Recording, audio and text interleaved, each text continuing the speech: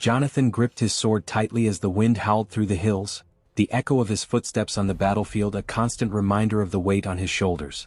His eyes scanned the horizon, heart racing. The Philistine army was ahead, their numbers overwhelming, their might terrifying. But Jonathan's heart wasn't moved by fear. He wasn't fighting for glory or for his father's kingdom. No, this was something greater. His faith in God burned hotter than any fear of defeat. His armor gleamed under the harsh light of the sun, the weight of it a reminder of the life he was born into. He was the crown prince of Israel, destined to sit on his father's throne, to rule with the power that only a king could know. But standing there, amid the chaos of war, Jonathan felt the stirring of something deep within his soul, a sense that power wasn't what he was meant for. As he turned to his armor-bearer, a young man who had been by his side through countless battles, Jonathan's voice was steady but filled with purpose. "God is with us today," he said. "We will not fear the numbers. We will not fear the might of their army. For it is not by our strength that we win, but by His will." The young man nodded, his face a mixture of awe and trust. Jonathan's faith had always been unshakable, even when the odds were stacked against them. Today that faith would be tested like never before. The Philistines loomed larger as Jonathan and his armor-bearer charged forward, their weapons raised in the air. Jonathan's heart pounded in his chest, his mind focused on the task ahead. The battle was more than just a fight for survival, it was a fight for God's will to be done. He knew that this was his moment. But even as the clash of swords rang out and the cries of battle filled the air, Jonathan couldn't shake the feeling that something was missing, that something greater was waiting for him. The realization hit him hard and he could feel the weight of it press down on his soul. He fought with the strength of 1,000 men, his every move driven by a higher calling, but in the back of his mind the question lingered. What was the point of all this if it wasn't in line with God's plan? The throne, the power, the riches, what did they matter when the true king of Israel wasn't Saul but God himself? And then it happened. Amidst the frenzy of battle, Jonathan saw it, an opening. His eyes locked onto the Philistine commander, a man towering above the others, his eyes filled with arrogance. Jonathan charged forward, cutting through enemy lines with a fury fueled by faith. As he reached the commander, Jonathan's sword met his with a deafening clash. The fight was quick, but Jonathan's movements were calculated, every strike an offering to God. In a moment of divine intervention, the commander fell, and with him, the morale of the Philistine army shattered. The Israelites surged forward, their enemies retreating in fear. Breathing heavily, Jonathan stood over the fallen commander, his chest rising and falling as he gazed out over the battlefield. The victory was his, but it wasn't his to claim. It was God's. That night, as the Israelites celebrated their victory, Jonathan sat alone, his thoughts heavy with the weight of the day's events. The sounds of joy and triumph rang in the distance, but he couldn't shake the feeling that something was wrong, that something wasn't right in the kingdom. His mind drifted to his father, Saul, who was growing more distant, more consumed by his own power. The king had become a shadow of the man he once was, driven by pride and the desire to hold onto a throne that God had already rejected. Saul's heart had hardened, and Jonathan knew that soon, there would be a reckoning.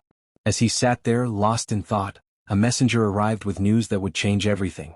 David, the shepherd boy who had slain Goliath, had been anointed by God to be the next king of Israel. Jonathan's heart sank as he heard the news. The throne, the crown, the kingdom, everything he had been raised to inherit, was no longer his. But rather than anger or resentment, Jonathan felt a strange peace settle over him. In that moment he knew what he had to do. He had always believed in God's plan and now, it was time to live it. He had been born to be a prince, but God had chosen another. And though it was hard to accept, Jonathan understood that his role was not to be king. It was to serve God's will no matter the cost. He knew that David was the one chosen by God to lead Israel, and that knowledge filled him with a deep sense of purpose. This wasn't about a crown or a throne, it was about being faithful to the calling that God had placed on his life. The next day Jonathan found David.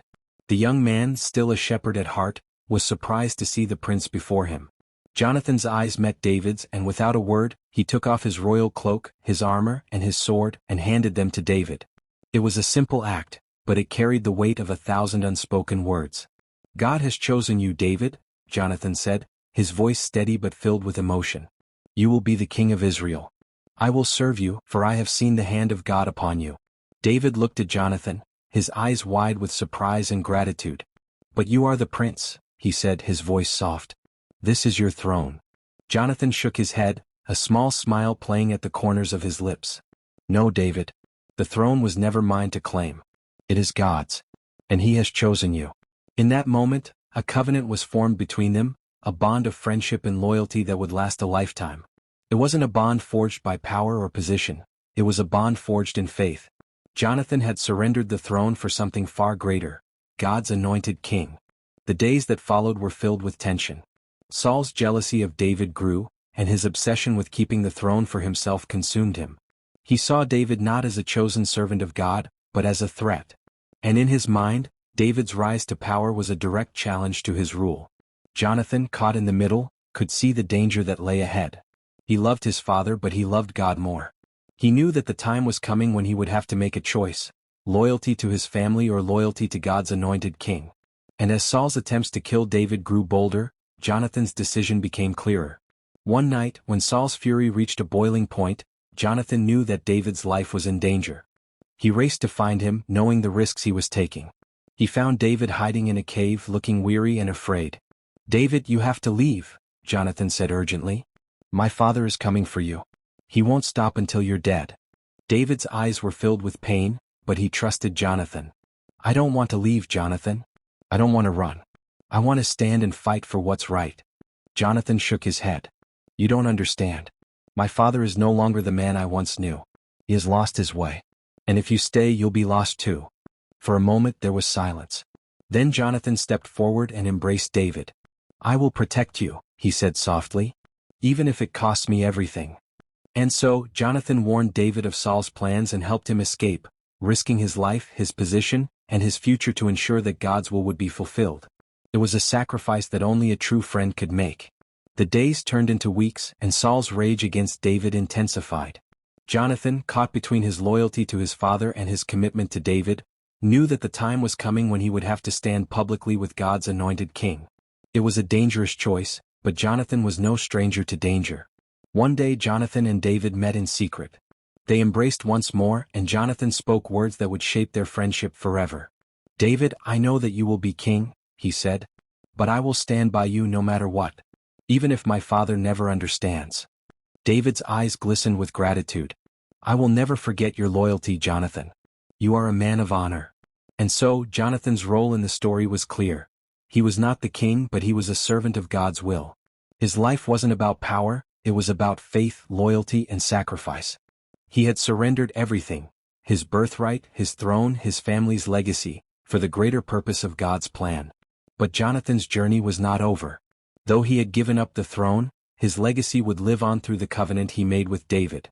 His story was one of love, sacrifice, and faithfulness, a story that would inspire generations to come. And when the day came that Saul and Jonathan fell in battle, David mourned his friend deeply. His grief was not just for the loss of his companion, but for the loss of a man who had chosen integrity over power, who had chosen God's will over his own destiny. David honored Jonathan's memory, not just by remembering his friend, but by keeping his promise to protect Jonathan's son, Mephibosheth. And through this act of kindness, Jonathan's legacy lived on. The years passed, and David became king of Israel.